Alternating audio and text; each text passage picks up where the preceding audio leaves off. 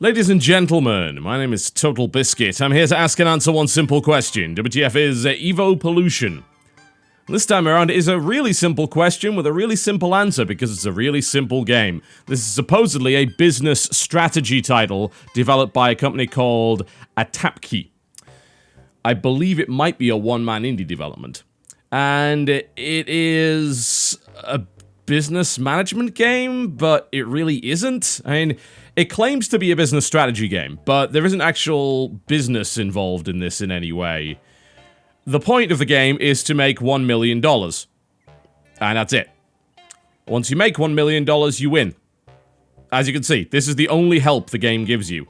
This one line. There is no manual, there is no tutorial of any description. And currently, I am well on the way to making $1 million.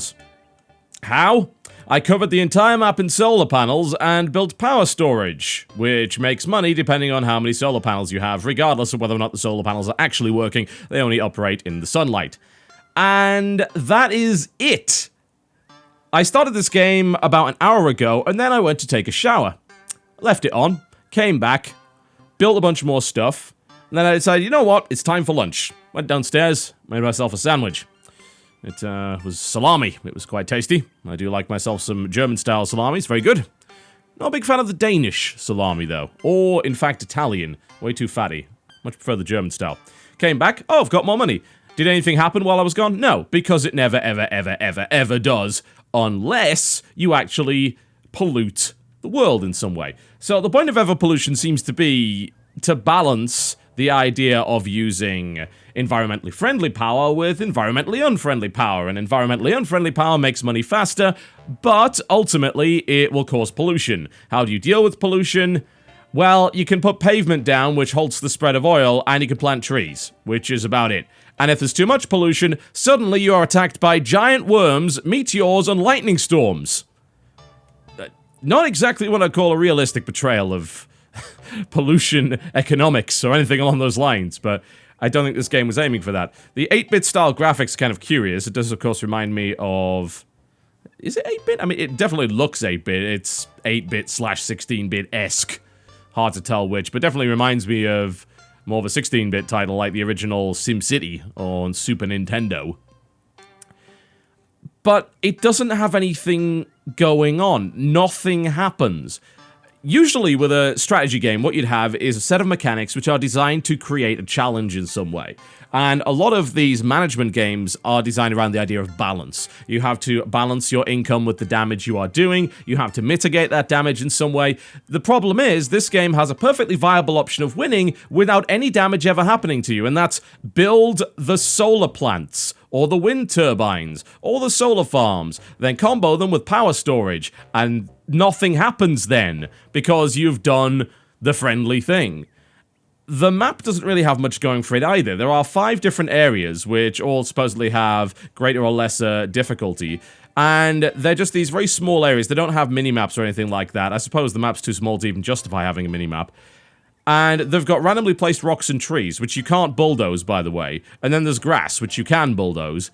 And then you just fit in whatever buildings you can and hope for the best. And, I mean, I am obviously 4/5 of the way to winning. And if I could accelerate the game time in any way, which I can't, then we could no doubt show me winning the game. If you don't have any challenge in your title, then there's no point in even playing it in the first place, and it is a giant waste of time. The only way challenge can occur in this game is if you create it for yourself by choosing something that creates pollution, like a nuclear power plant, which inexplicably creates very, very high pollution, which will affect the entire map. A very interesting way of looking at nuclear power, honestly. I mean, it's almost like the game was designed to deliver an agenda of some description, but if that was the case, then it did it in such a clumsy way that it made no sense. It's not to mention the fact that there is one music track in this game that repeats over and over and over again. And that's it. So, what has it got going for it? Not much. I'm going to leave this map because nothing's going to happen. I'm just going to sit here talking. Nothing will happen. I will win the game probably in the next 10 minutes, and that will be that. So, we're going to jump out of it. Yes, we will save the game. I assume it has saved, and exit to the menu and have a look at the options. That's it. Full screen on or off, music and sound. Like, turning off the music would be a really, really good idea if you want to remain sane, I can tell you that for a fact. So here's the level select, right? You've got your easy, 2 mediums, a hard difficulty, and then Mars, for whatever reason. We should probably try Mars just to see what actually happens. But I have a feeling it will be fairly similar in the way that you actually win it. I would like to show you the one where I polluted everything and caused horrible things to happen, but I guess I can show you that. Alright, let's go all the way through to Mars. It only seems to have a single load slot for each of these levels. And then you can choose how much money you start with. For the sake of demonstration, we'll start with 25,000. And you can have beginner or normal mode. Beginner just limits the amount of buildings you have. Normal mode allows for custom buildings. Alright, welcome to Mars. Mars actually has a different music track, incredibly enough. Alright, and meteors that will destroy your stuff. For some reason. Okay, so can we use the same strategy here? Oh, there's giant worms as well. Okay, yeah, of course, right. Well, can we terraform Mars? We can make trees which instantly die, obviously. I mean, why wouldn't they? And I guess we could start building solar panels. Why not? There we go. There's a solar panel. I don't know what that black thing is. We're going to build on it anyway. Are these solar panels somehow polluting the area, or are they making it better? I'm not really certain. I think, yeah, the solar panels are inexplicably unpoisoning the planet. That's incredible. How is that happening? I couldn't say. But I have a feeling that exactly the same strategy will work here as well. Build from the corner, expand out slowly, don't use anything that actually creates pollution, and then win. That's what's going to happen, right? I assume so. The game has some UI problems as well. I mean, not only does it not really tell you much, like if I hover over this, I would like to know how much the power storage facility is actually earning me. I don't know. The only way I can tell how much I'm earning is just to look through this, and apparently I'm losing money because I have too many trees down and, well, it's nighttime, so I guess we can drop down another power storage facility. There we go, which will hopefully increase the amount of money I'm making. We need the sun to come back out. I wonder what happens if you hit 0 money. I've never actually had that happen, so I guess we will see. Now, the most interesting part of the game is the ability to create a custom building. Now, you do that by creating a platform. Does this just make me lose? Yes, apparently it does. Okay, so don't build too many trees on there. So that really is the only challenge of very hard, in the fact that you can lose by just building too many trees. Outside of that, not too difficult. Let's drop onto this hard map here. There we go. Which actually has different music, so at least they have a different music track per level. Alright, in this case, there's a lot of trees, so there's not a lot of space, but it looks like I can win in exactly the same way. Let's create a platform and show you exactly what happens. So, you can make a platform which will allow you to create a custom building of sorts, and it can consist of different components. So you can put buildings down, which will allow you to put chimneys on top of them. You can put pipes and tanks down, white pipe, you can do brown and white, which the white ones make more money and cost more as an initial investment. And you can also put solar panels down as well, which these are a little bit weird because I tried to set them up previously and it let me build some of them, and then after that, it stopped me from building them on another building, which doesn't really make a lot of sense.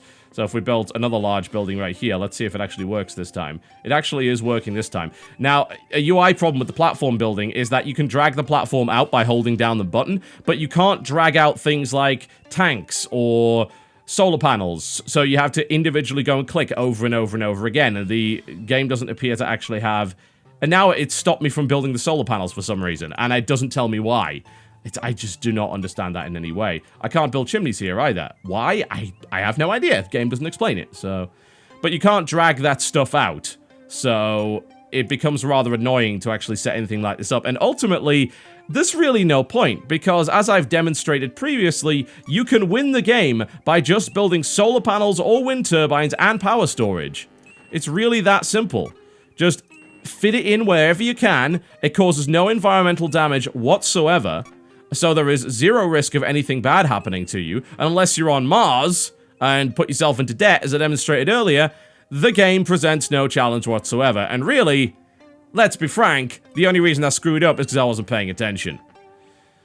So, the game just lacks mechanics. I mean, there's nothing happening in this game. It is a waiting simulator.